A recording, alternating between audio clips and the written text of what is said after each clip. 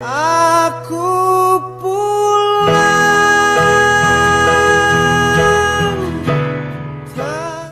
Syed, jom balik, aku penat lah. Oh, lepaslah kejap. Aku tahu kau stress, but ada satu tempat ni aku kenal owner dia and tempat dia feel gitu je. Dia macam chill, relax. Kat mana? Adalah, tapi aku tak boleh bagi tahu kau sekarang. Kau suka nyanyi tak? Apa katanya aku suka nyanyi? Ada lah, kau mana ni. boleh bagi tahu. Okay, aku suka nari tapi satu tempat memang best gila. First and last Ya, Kau okey jangan bawa je. tu bukan. Tak adalah. Come take that. Hey babe. Hi, I'm Syed. Oh, dah lama tak How are jumpa. you? Good je lah. Tapi how about you right now? I'm good as usual. Today I bawa seorang kawan I, best friend. Really? Ya. You nak tengok tak? Nak jumpa tak? Oh my god. Dah tengok aja. Jom. Jom. Rose, this is the owner, Ernie. And Ernie, Yes, girl, yes. this is my best friend. Kakak! Ashad, wait. Can I have a moment with my sister? Yes. You wait outside. Okay. Okay.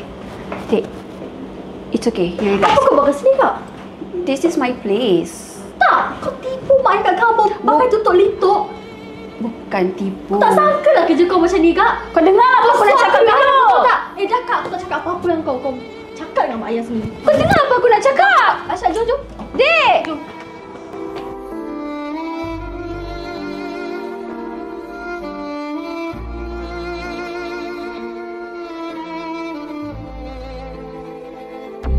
Fitri, pick up the phone. Hello, Fitri. Ya, kenapa?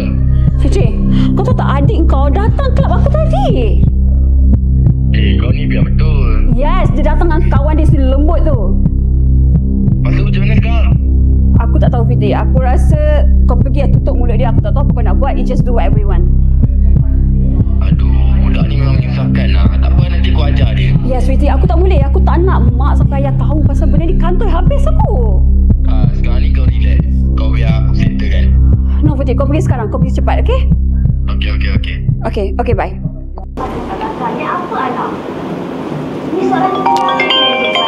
Adik. Hello. Hello. Assalamualaikum, halo. Waalaikumsalam.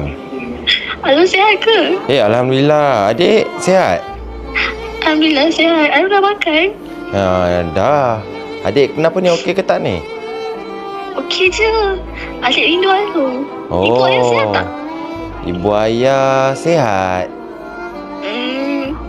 Baju macam mana? Tempahan baju nak kata banyak tak banyak. Ulang-ulang itu je lah bajunya. Orang yang dalam kampung ni itu juga. Oh, ya ke? Adik jangan lupa tau belajar elok-elok Jaga diri. Alu pun sama.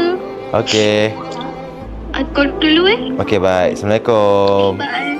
Salam.